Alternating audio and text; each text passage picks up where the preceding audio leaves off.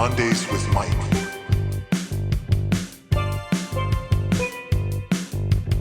Mondays with Mike.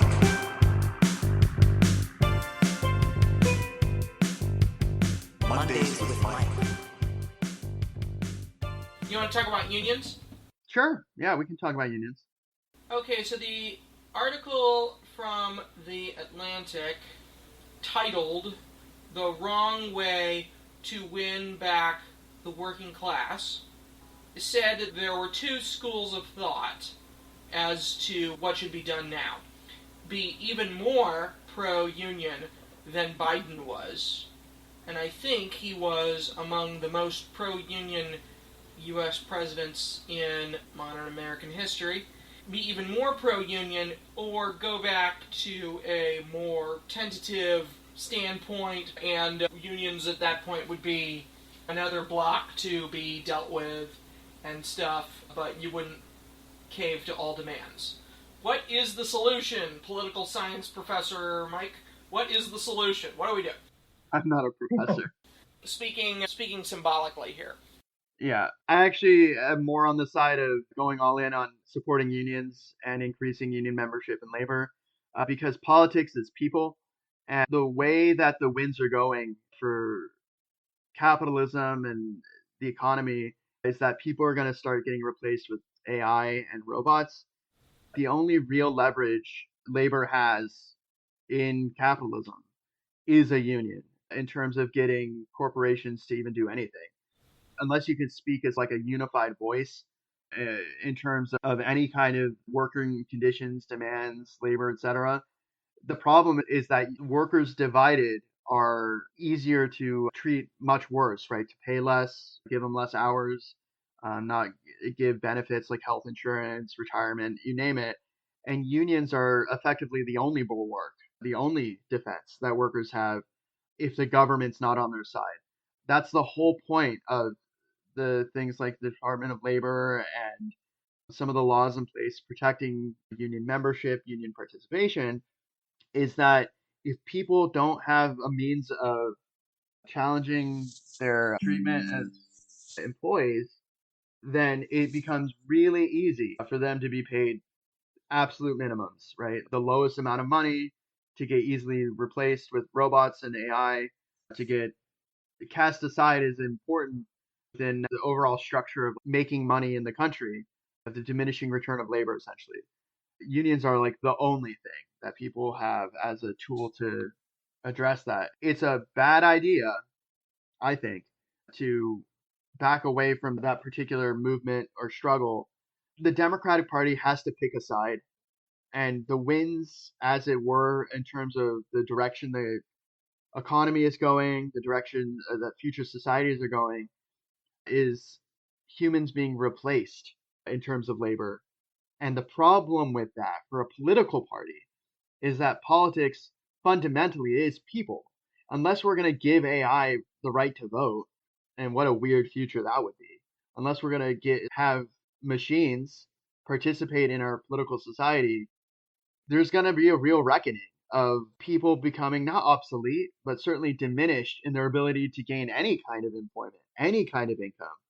And if you don't come up with a solution to that, like a basic income, or we talked about stuff like make work stuff, like the article mentioned, I think it was Keynes, John Maynard Keynes, like it would be more economically productive to just pay people to dig holes and then fill the holes, right? Than to not have them do anything. It's like government can be the employer of last resort, and unions are a way to at least have some negotiating position with respect to any kind of employment. I'm actually on the side of agreeing that the Democratic Party needs to just go 100% all in on supporting unions, labor rights, you name it, because union participation in the United States is just way down compared to the rest of the developed world. And not so much places like Japan and South Korea, but most of Europe, they've got very high levels of union participation and membership because unions form like the only tool that workers have really to gain any kind of leverage. And obviously, capital doesn't like that, right? They don't like being told no, or we're not going to work unless you pay us like enough to exist. But we are headed in a strange direction, right? Because it's like a post-industrial revolution, essentially, where there really is this strange path being charted forward in terms of AI and robots.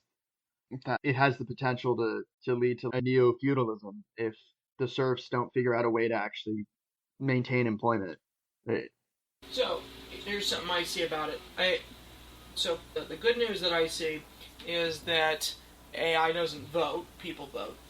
And the bad news that I see is, according to Gallup, 8% of U.S. adults belong to a union. Seems low. And then as low as 6% in the private sector. And if you think about that, if you think about 94% of those in the private sector not in a union, being in a union is going to be foreign to a lot of them. And it doesn't seem like unions would be in a position to help them if so few are members. So Now, maybe this is where I have to disagree. Okay? Unions are in some respects, the only voice in the economy that effectively can challenge some of the worst practices that happen. If there are no unions, even if there's low union participation, it's better than none. Because the alternative is what we had pre-unions, right? Where you had like crazy the jungle, like kids in meat packing factories getting ground up into the machines, right? Like the situation is that unions are the only bulwark. They're the only defense in some respects against the worst practices. And here's the way to think about it, unfortunately. Just because union participation in the United States is low doesn't mean union participation in the world economy is low. If US workers want a larger slice of the pie, like they need to get with the program in terms of joining unions and participating in unions and labor, because otherwise we're going to be missing out on all the stuff that people in other parts of the world are getting that we could be getting. If we're getting employed for the same jobs, but we're not getting vacations, healthcare, better pay, retirement, but people in, I don't know, Belgium and Germany and parts of Europe are getting those things for the same exact job. That just means the message sucks in the United States for getting people to join unions. Not that the unions are bad, because I think what's missing in this conversation is like these things don't exist in a vacuum. Just because participation is low in the United States doesn't mean that participation is bad. Any participation, any, is better than none. And the thing with the Democratic Party, because it's such a big tent, is they have to make a choice. They either are on the side of unions and labor or they're not. And right now we're seeing what the situation is with the not category with Trump and what he's doing in terms of like reducing the ability of public sector employees to collectively bargain and to have unions and to have any kind of leverage for government work. We're seeing that happening right now in real time. And it's not pretty. A lot of people are getting fired. A lot of people are resigning. And this is what puzzles me still about the priorities of the American voter. For some reason, they want the benefits of government, but they don't want government, if that makes sense. Like they want better things. They want lower prices. They want roads. The list is actually pretty extensive, like the things that they want, but they view government as both the solution and the problem, which is it's just it's this weird dissonance, right? This cognitive dissonance of I want better things, but the way to get to those better things I don't want. And that I think is the struggle of what the article is talking about. Is like Biden was all in on unions, and for whatever reason the unions didn't have his back when it came to Kamala Harris. And I think that what was missing in that conversation and in the article was the fact that it was Kamala Harris, right? That it wasn't Biden anymore who was running, and that people very much, right, would have voted still for Joe Biden because he still had that political capital and that sort of gravitas. It's just the fact that they switched their lead runner of the marathon, the baton pass mid race, right? The problem was that when you switch at the very last second, is what it seemed like, all that work that went into building up Biden as pro-union, pro-labor, as reliably blue, all that stuff, like it just went away, and you're left with what happened, right? Which was that there wasn't enough time to build a winning campaign. Yeah, I did not mean to imply that only a small percentage of the private sector are in unions, therefore necessarily unions don't have a place. What I more meant was along the lines of only 6% of them are in unions. Why? And does this need to be remedied for them to have an effect? Instead of an effect, I should have said a decisive effect. I get what you're saying. What matters more even than unions is the collective bargaining ability of the workers. The answer to that is that to have a decisive effect, you don't even need that many. You just need enough that they get a seat at the table. The whole point here is that so long as the workers of the country have some level of collective bargaining, they can argue for protections and benefits and lobby for any number of things for workers of all levels of employment, even if they're not in unions. That's the whole point. And the thing here is that the political parties they made a choice, and they're making a choice every day of whether they support the employers or the employees. And the Democratic Party, for better or worse, has almost always been on the side of the employees side of the equation, much more than the employers side of the equation, because the Republican Party is squarely in that camp with the tax cuts and the reduced funding and not supporting universal healthcare. Because remember, something like universal healthcare, that's a very much a huge benefit for employers in the United States, because employers are the ones that pay the greatest amount of healthcare costs for employees, right? It's a benefit of employment, not something that most employees are forced to foot the cost themselves.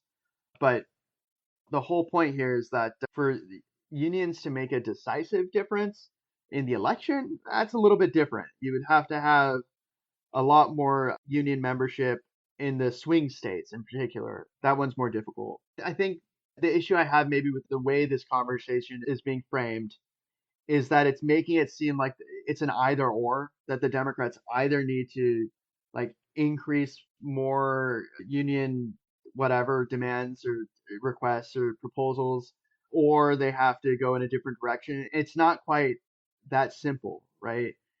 If the Democrats abandon unions, it's not like the Republicans are defending unions or benefiting unions. It'll lead to a really weird situation where the unions might not stick with either party. They have to make a decision because the benefits still outweigh the costs of supporting unions, in my mind.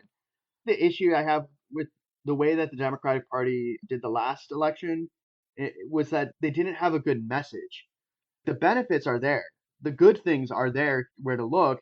It's just that they didn't articulate that message very well. If Trump is good at anything, and he's good at some things, the one thing he's very good at is picking a message and then just sticking to it, just no matter what. We talked about that in this like truthiness discussion of making the world to look like how he wants it rather than how it is. That works great for political campaigns of making it seem like he's the answer to all the problems and that there is an answer and Trump is it. That's great for convincing people to vote for you, but it's not so great for actually like doing things in government because it creates that level of uncertainty and unpredictability leads to really the situation we're in, which is that employers are hesitant to hire anyone because they don't know what tomorrow holds. They don't know how do you plan for a week, a month, a year into the future when we don't even know if the Supreme Court's going to weigh in on tariffs, right? If the Supreme Court doesn't weigh in on tariffs, that appeals court decision that said all of the tariffs or most of the tariffs are completely illegal and they all have to be paid back, that's going to have a ridiculous effect on the economy. And it's not going to be pretty, right? Because remember, like all the decisions that have been made since the tariffs have been announced are baked into the cake right now. The current market is a reflection of the reaction to that. If that suddenly gets upended, right? If the table just gets overturned and all the tariffs have to be paid back to the tune of hundreds of billions of dollars, and all of these discussions and trade deals can't happen because the tariffs are all illegal, that's a whole mess. That's going to be like one of the worst political boondoggles, mistakes, clown show. in our lifetimes of just completely ridiculous situation. The point now is politics is about the future, and right now there is an opening for the Democratic Party to win in the midterms and in the next presidential election if they pick a message and stick to it. And the issue is that the cost of living and inflation and all these things are going way up.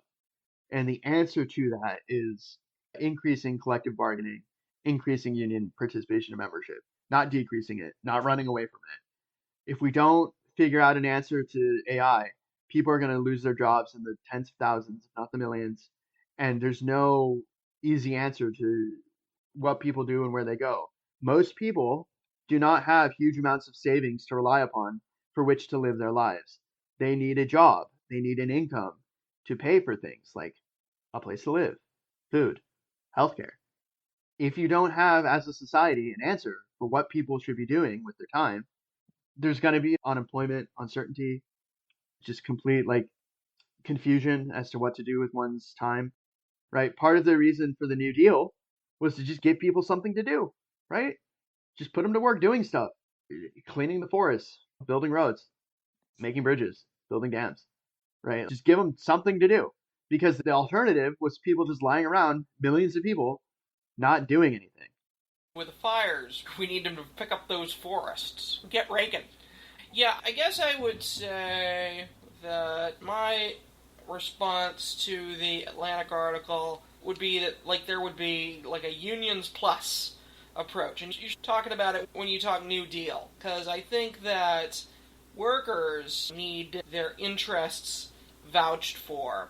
And so do those not in the labor force and those unemployed too, and because we got a lot of those. We'll link the labor force participation rate graph on the webpage, but here's an idea of local maxima and minima for you in the audio version. Describing it by voice is a little onerous, but it's essential to Mike and my discussions, so here we go. In December of 2006, the labor force participation rate, seasonally adjusted, was 66.4%. I think that means that among non-institutionalized adults, 66.4% of them were either working or looking for work actively in a way that fit into the system. That's that high, the 66.4%, which is pretty close to the all-time high, which was reported by the St. Louis Fed, was followed by a drop, not a straight drop, but a general drop of 4% over the next decade, until the LFPR was 62.4% in September of 2015. There was then a modest rise until the months just before COVID, when it had gone up by 0.9% to 63.3% in February of 2020. COVID hit, and in the shutdowns 2 months later, it had fallen to its lowest level in 47 years, 60.1% in April 2020. Following COVID, there was, at least according to this graph, a pretty quick job market recovery, although not a total recovery, such that 3.5 years later, the LFPR rose 2.7% to 62.8% in, for example, August of 2023. And then in the last 2 years, it's gone down a bit, 0.5%, and the latest data I have is that it was 62.3% in August 2025. So we're about where we were 10 years ago in September of 2015 in terms of non-institutionalized adults participating in the labor force, which was itself a low post-08 recession. Just for information, info that we didn't have while we were recording this story, the high labor force participation rate, according to the St. Louis Fed, was in March of 2000 at 67.3%, while the low was in December of 1954 at 58.1%. Of course, the difference between then and now is that there were a lot less women in the workforce. It was a lot less common to see a woman working in the 1950s compared to now. But for the whole time, the labor force participation rate has been recorded, which is since 1948. We've been moving along a 9.2% span, and that's a big difference in terms of adults in the country without a stake over their livelihoods in the form of employment. The less than 10% represents tens of millions of people. If you think about that from way back in '07 to the height or the most severe beginning of the pandemic, we had fully 6% of the potential labor force just not in the labor force any longer. A contraction of the percentage of people utilized by the economy. Not just utilized by the economy like they're the widgets in it, but making use of the economy as workers for themselves. It makes a big difference in a lot of people's lives.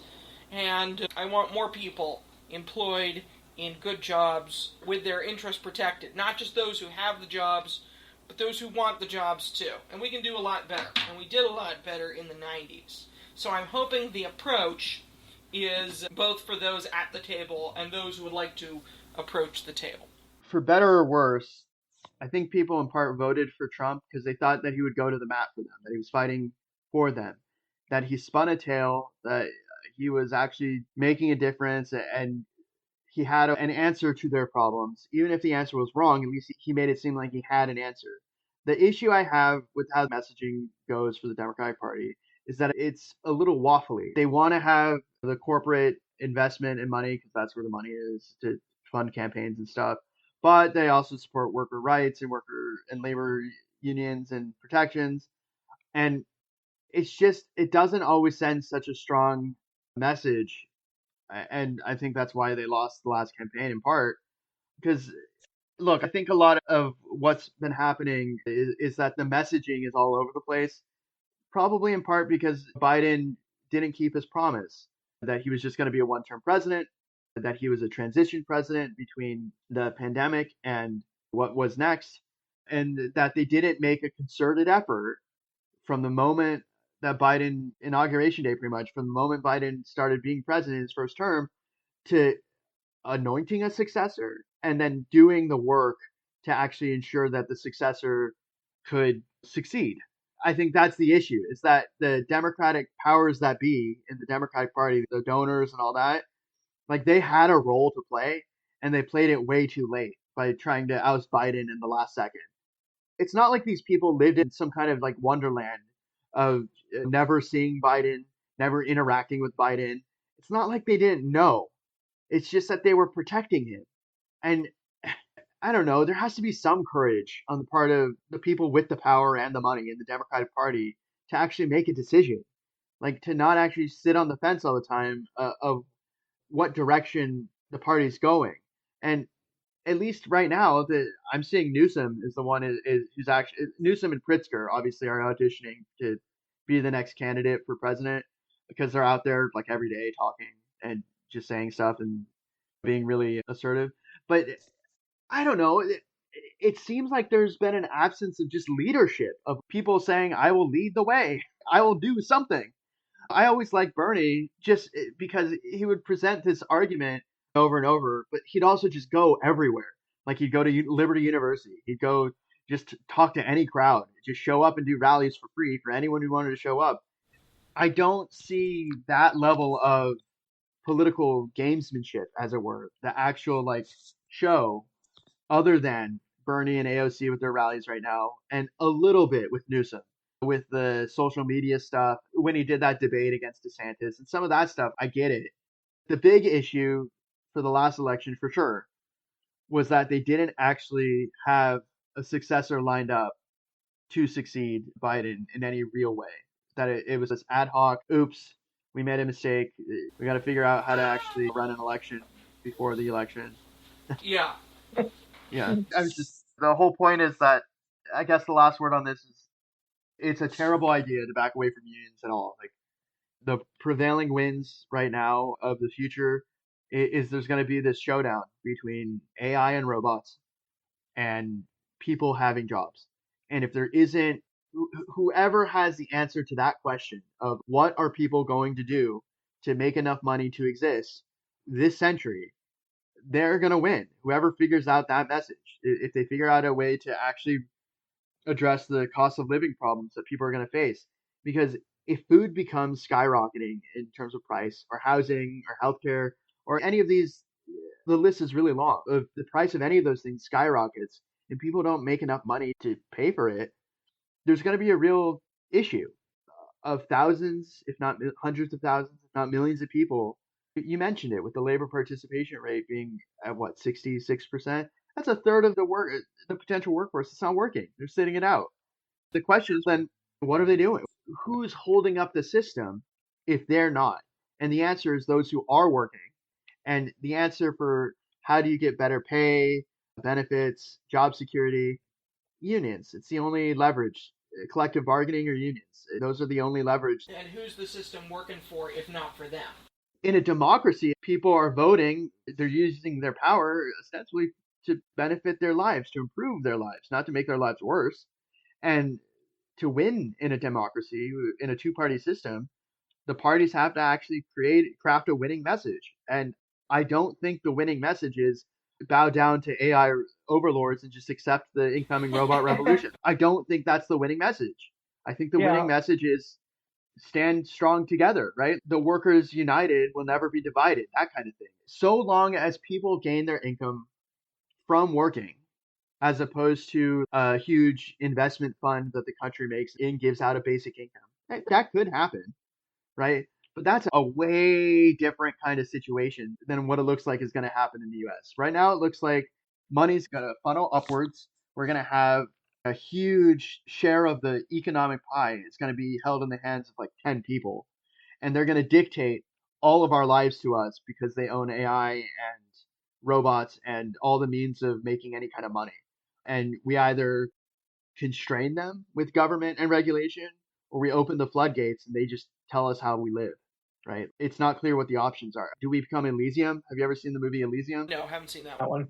Okay, in Elysium, there's all the rich, wealthy people all live up in a space, and Earth is just this complete hellscape of automation and robots and just hyper enforcement of laws, and it's just very difficult. And there is a real contrast between no worker protections and all the money flowing into the hands of the few. That's an extreme scenario, but it's possible, right? There's millionaires and billionaires who are trying to make a ship out in the ocean, their own little multi-millionaire utopia, free from the Sealand of government and society, of the super hyper rich cruise ship out in the middle of the ocean. No, I think it's a bad idea to back away from unions. Like, go all in, 100%. It's just the way the future's going. Yeah. You mentioned Bernie, and he was always very good at reframing the conversation. What we are talking about is a country where the richest such and such 100 people have more wealth than the bottom 60%, or whatever it is. And people recognize X. And you mentioned welcoming or not welcoming our new AI overlords. And the guy who said that, of course, was Ken Jennings, initially on Jeopardy with Watson. And afterward, Ken Jennings investigated why he had lost, and he's like, the AI could just push the button at the clock-perfect time, and that was a huge percentage of it, because a lot of the game is hitting the button at the right time. There's a lag time. There's a delay between when the question's asked and when you react to it, and computers don't have as much lag. Mondays with Mike.